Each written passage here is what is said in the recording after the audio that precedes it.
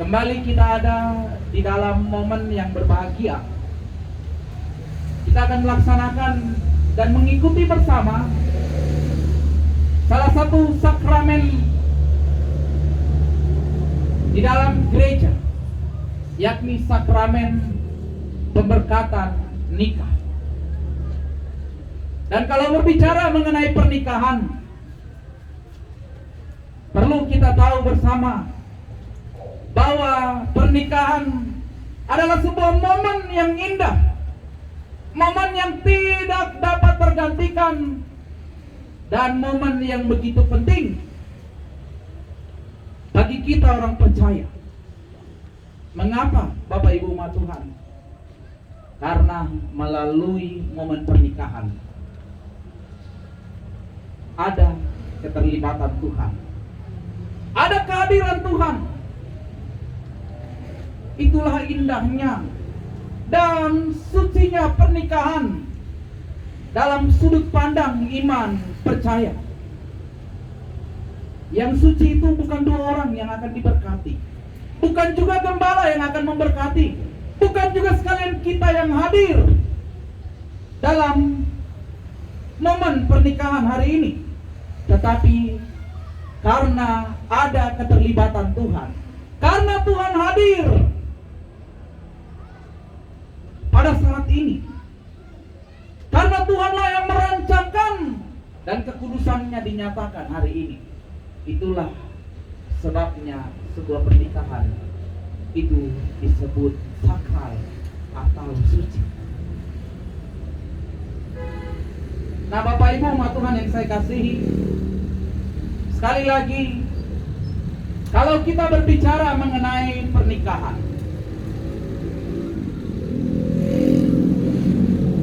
kita perlu menyadari, tapi juga melihat fakta yang menunjukkan bahwa dewasa ini banyak kita orang Kristen tidak lagi menghargai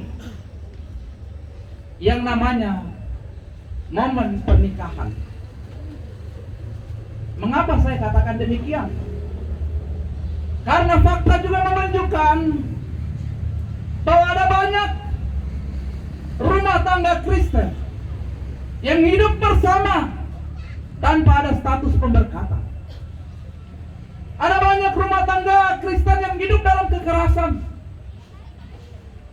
Ada banyak rumah tangga Kristen yang hidup dalam perselingkuhan. Dan kalau ada pengadilan tinggi agama Kristen, saya percaya sudah banyak orang Kristen yang mendaftar untuk bercerai karena maraknya angka kekerasan, tapi juga persoalan di tengah keluarga Kristen. Apa yang menjadi penyebab kekacauan di dalam rumah tangga Kristen? Bapak Ibu umat Tuhan yang saya kasihi, sekali lagi, karena kurangnya keterlibatan Tuhan di dalam sebuah rumah tangga, tapi juga karena banyak rumah tangga Kristen tidak memiliki dasar yang benar, memiliki dasar kekristenan yang benar, yang menyebabkan hal-hal itu terjadi.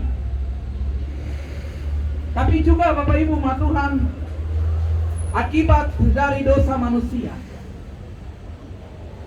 yang tidak memahami kebenaran dan tidak tahu, lupa bahwa Kejadian pasal 1 ayat 28, sebelum Tuhan berfirman, sebelum Tuhan membentuk rumah tangga, sebelum Tuhan memberikan perintah, Kejadian pasal 1 ayat 28, lalu Allah memberkati mereka, baru memberi perintah, beranak cucu dan bertambah banyaklah, penuhilah bumi dan lain sebagainya. Jadi perintah Tuhan pertama kali untuk apa? Memberkati dulu, baru beranak cucu. Berkat Tuhan diperlukan, kehadiran Tuhan diperlukan di dalam kehidupan rumah tangga kita. khususnya kehidupan rumah tangga kedua mempelai yang hadir di saat siang hari ini. Dan mari kita buka bersama teks kebenaran firman Tuhan dalam Yohanes pasal 2. Kisah yang tidak asing lagi dalam hidup kita. Yohanes pasal 2 ayatnya yang pertama hingga ayat yang ke-11. Kita akan melihat kebenaran firman Tuhan yang mengingatkan pentingnya keterlibatan Tuhan, pentingnya kehadiran Tuhan, pentingnya kemahakuasaan tapi juga penyertaan Tuhan di dalam sebuah pernikahan, tapi juga di dalam sebuah rumah tangga Kristen. Yohanes pasal 2 ayat 1 hingga ayat yang ke-11. Saya akan baca bagi kita bersama. Mari simak kebenaran firman Tuhan. Perkawinan di Kana. Pada hari ketiga ada perkawinan di Kana yang di Galilea, dan ibu Yesus ada di situ. Yesus dan murid-muridnya diundang juga ke perkawinan itu. Ketika mereka kekurangan anggur, ibu Yesus berkata kepadanya, mereka kehabisan anggur. Kata Yesus kepadanya, mau apakah engkau daripadaku, ibu? Saatku belum tiba. Ayat 5, tetapi ibu Yesus berkata kepada pelayan-pelayan, apa yang dikatakan kepadamu, buatlah itu. Di situ ada 6 tempayan dan yang disediakan untuk pembasuhan menurut adat orang Yahudi, masing-masing isinya 2-3 puyung. Yesus berkata kepada pelayan-pelayan itu, isilah tempayan-tempayan itu penuh dengan air, dan mereka pun mengisinya sampai penuh. Lalu kata Yesus kepada mereka, sekarang cedoklah dan bawalah kepada pemimpin pesta. Lalu mereka pun membawanya. Setelah pemimpin pesta itu mengecap air yang telah menjadi anggur itu, dan ia tidak tahu dari mana datangnya, tetapi pelayan-pelayan yang mencedok air itu mengetahuinya, ia memanggil mempelai laki-laki dan berkata kepadanya, setiap orang menghidangkan anggur yang baik dahulu, dan sesudah orang puas minum, barulah yang kurang baik itu. Akan tetapi engkau menyimpan anggur yang baik sampai sekarang. Ayat 11, hal itu dibuat Yesus di Kana yang di Galilea sebagai yang pertama dari tanda-tandanya, dan dengan itu ia telah menyatakan kemuliaannya, dan murid-muridnya percaya kepadanya. Bapak Ibu umat Tuhan, karena kehadiran Yesus, karena keberadaan Yesus pada pesta perkawinan di Kana, ada kecukupan, ada mujizat, dan kedua mempelai atau kedua keluarga besar yang mengadakan pesta tidak menjadi sorotan di kalangan umum, tapi juga tidak dipermalukan. Sekali lagi, karena apa? Karena Yesus ada, karena Yesus terlibat, karena Yesus hadir di dalam pesta perkawinan di Kana. Perlu kita ketahui bersama, Bapak Ibu umat Tuhan yang saya kasih, kehadiran Yesus pada pesta perkawinan di Kana serta mujizat yang harus kita pahami bahwa itu adalah mujizat yang pertama di ayat yang ke-11, sebelum mujizat-mujizat besar yang akan dilakukannya. Mujizat pertama dibuat dan ditunjukkan oleh Yesus pada pesta perkawinan karena Tuhan peduli akan rumah tangga Kristen. Amin. Karena Tuhan peduli dan mau menunjukkan serta mau menyatakan kuasa serta mujizat di dalam setiap rumah tangga. Sejak kejatuhan manusia dalam dosa, kita tahu bersama kisah Adam dan Hawa. Rumah tangga pertama yang dibentuk oleh Tuhan. Ketika mereka jatuh dalam dosa, apa yang terjadi? Kalau kita baca Kejadian pasal 3, ada rasa malu, ada iri hati, ada perseteruan. Bahkan yang lebih jahatnya lagi, di dalam Kejadian pasal 4, rumah tangga Kristen yang baru dibentuk oleh Tuhan, terjadi pembunuhan. Dan dalam perjalanan rumah tangga Kristen selanjutnya, ada banyak rupa-rupa kejahatan. Banyak kisah dalam perjanjian lama, tapi juga dalam kehidupan kita saat ini. Ada banyak rumah tangga yang berantakan. Padahal rumah tangga diisi oleh orang-orang beriman. Amin. Rumah tangga banyak diisi oleh orang-orang beriman, orang-orang yang disebut percaya. Tapi masih banyak juga masalah yang membuat keluarga hidup dalam kekacauan, hidup dalam yang namanya persoalan dan rupa-rupa kejahatan. Dari perjanjian lama, Alkitab sudah dengan jelas menunjukkan ada iri hati, cemburu. Yusuf dijual. Oleh siapa? Masalah terjadi dalam diri Yusuf pertama kali. Bukan oleh orang lain, oleh saudara-saudaranya sendiri. Dari dalam rumah tangga. Bapak Ibu Tuhan yang saya kasih, ini fakta. Alkitab mencatatkan kehidupan realitas saat ini juga menunjukkan bahwa banyak rumah tangga Kristen kehilangan berkat, kehilangan rencana Tuhan yang indah dan mulia. Padahal Tuhan mau, Tuhan rindu agar rumah tangga Kristen mengalami sesuatu yang namanya berkat, bukan kutuk. Dan melalui kebenaran firman Tuhan, kisah di dalam Yohanes pasal 2, kita perlu kembali memperhatikan bagaimana pentingnya agar Tuhan hadir di dalam kehidupan rumah tangga kita. Hal apa yang perlu kita perhatikan? Kalau kita lihat dalam Yohanes pasal 2, ayatnya yang kedua, firman Tuhan katakan Yesus dan murid-muridnya juga diundang ke perkawinan itu. Sekali lagi, Yesus diundang di dalam pesta perkawinan. Yesus diundang di dalam sebuah momen yang indah. Yesus diundang dalam kedua belah pihak keluarga. Sehingga terjadilah yang namanya mujizat. Sehingga terjadilah yang namanya kecukupan. Sehingga terjadilah yang namanya ada berkat mengalir dalam kehidupan rumah tangga. Kata diundang di dalam Yohanes pasal 2 ayat 2 mempunyai pemahaman atau pengertian lain, yakni dipanggil, disebut, diserukan, diajak untuk berkumpul.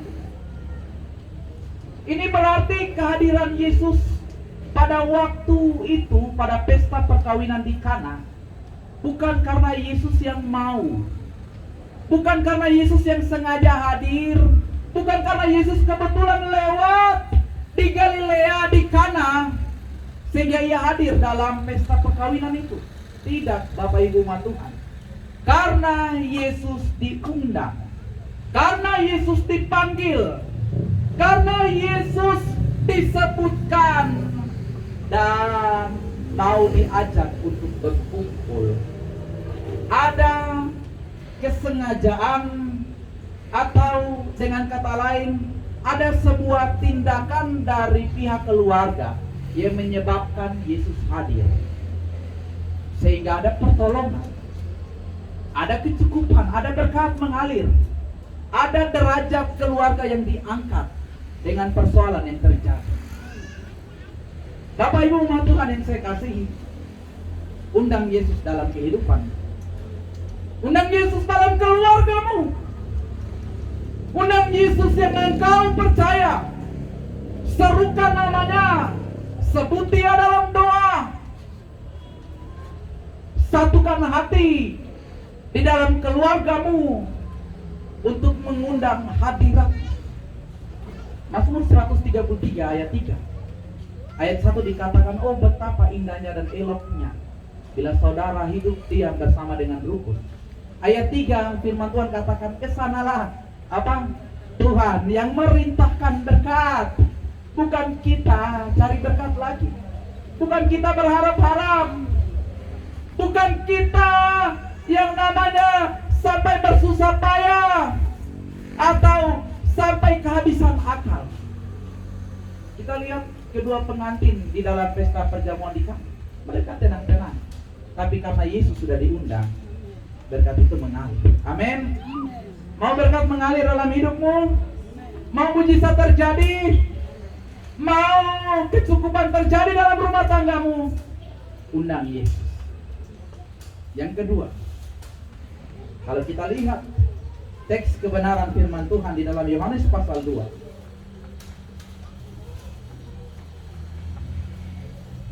ayatnya yang ke-7, Yesus berkata kepada pelayan-pelayan itu, isilah tempayan-tempayan itu penuh dengan air.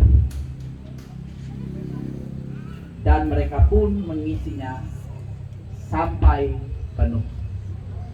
Yang kedua, selain kita perlu mengundang Yesus hadir dalam keluarga kita, kita juga perlu peka mendengar suara Tuhan.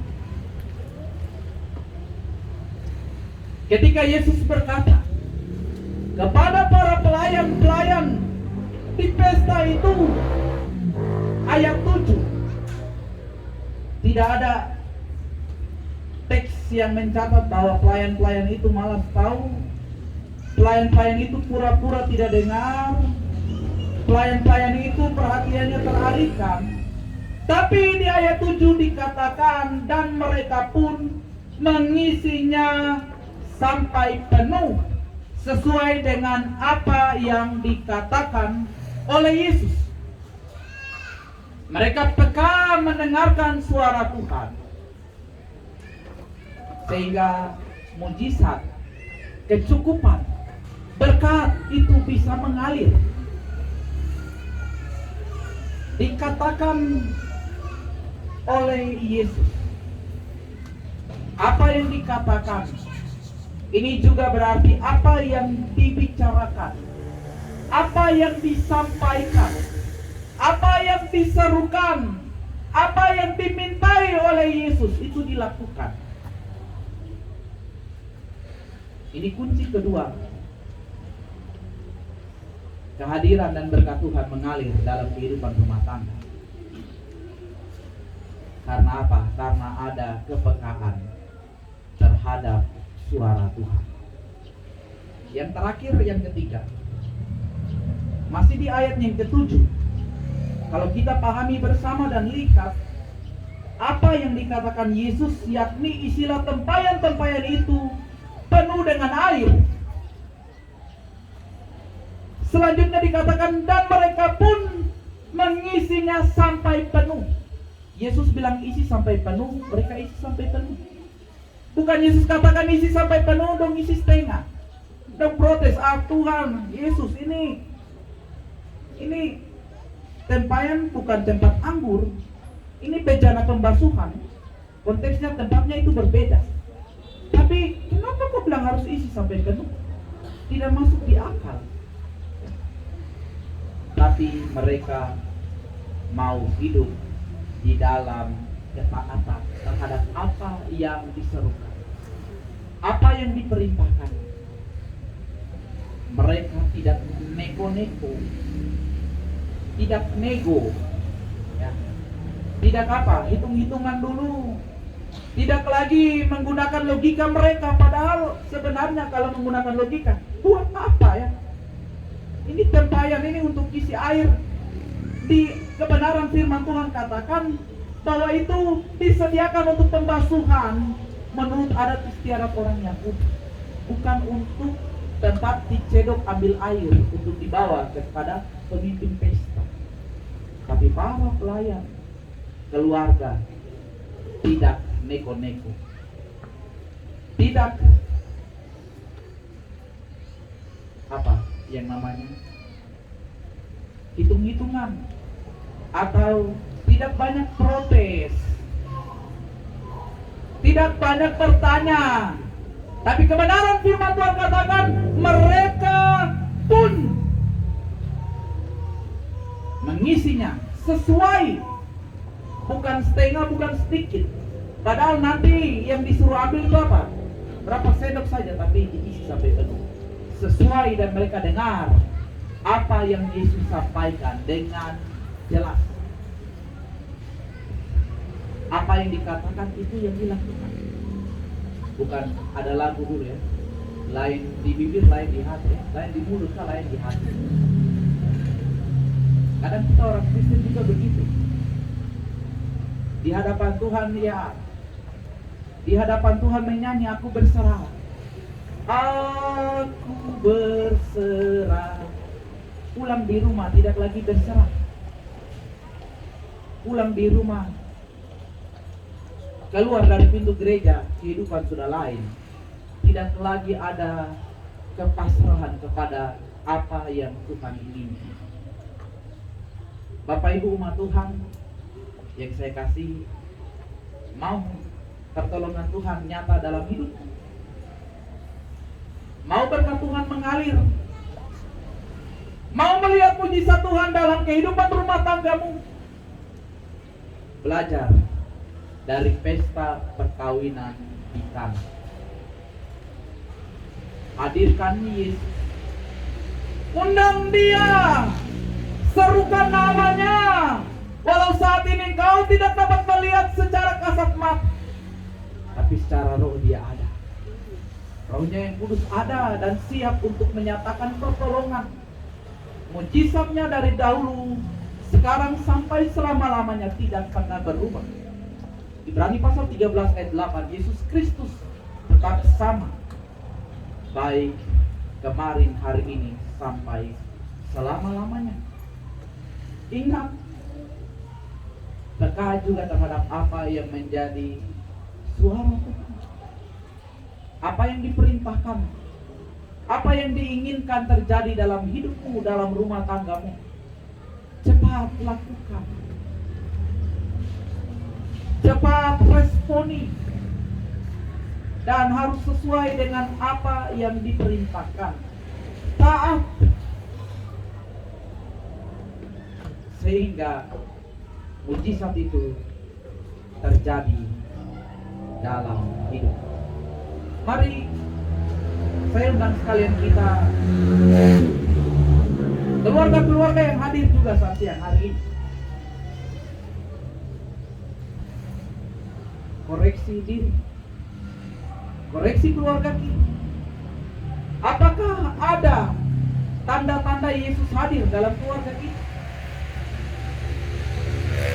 Sudahkah keluarga yang Tuhan percayakan dalam hidup ini kita peka terhadap suaranya? Tapi yang terakhir, yang perlu juga diperhatikan, setiakah kita menaati apa yang diperintahkan? Ingat, mujizat masih ada. Pertolongan Tuhan tidak pernah terlambat. Dia Allah yang setia terhadap apa yang dijanjikan. Dia Allah yang tidak pernah berdusta. Dia Allah yang senantiasa mengangkat derajat kita, dan tidak akan pernah dibiarkan kita yang percaya, yang setia, yang sungguh-sungguh dikecewakan, bahkan dipermalukan. Kita nyanyi sebuah pujian, ku yakin saat kau berfirman, dan kita akan masuk dalam prosesi pemberkatan nikah kudus hari ini. Ku yakin saat kau berfirman, ku menang saat Dia Tuhan bertindak. Ingat, hidup kita hanya ditentukan oleh karena kuasa. Kita aman karena Dia menjaga. Kita kuat karena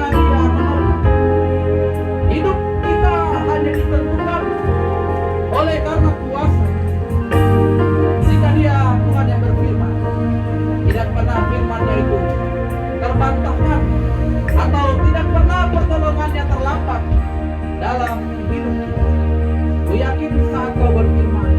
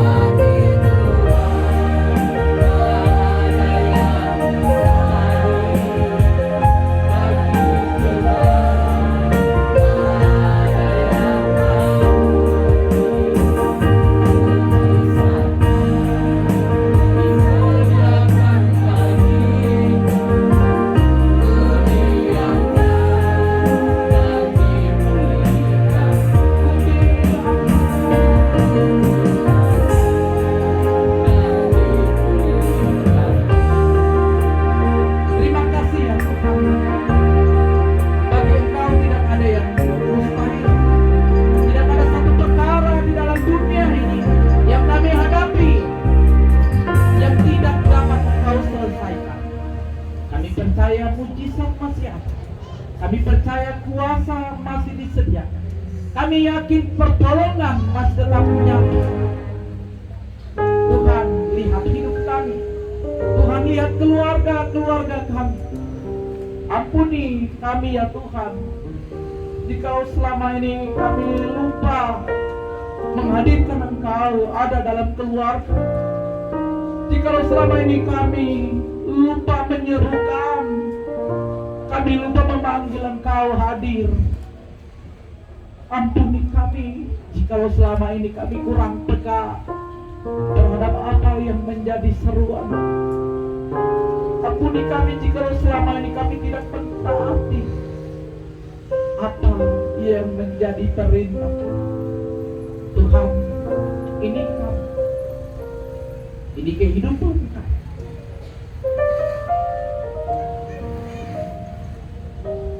Tuhan, lihat dan Tuhan pulihkan keadaan.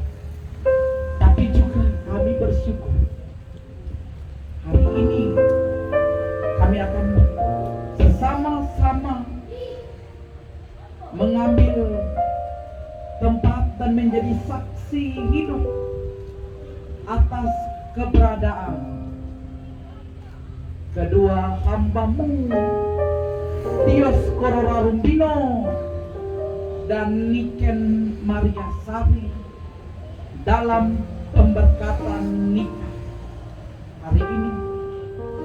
Biarlah setiap bagian di dalamnya menyatakan kebenaran dan kehendak-Mu bagi penyatuan Dioscoro Rumbino dan Niken Maria Sari.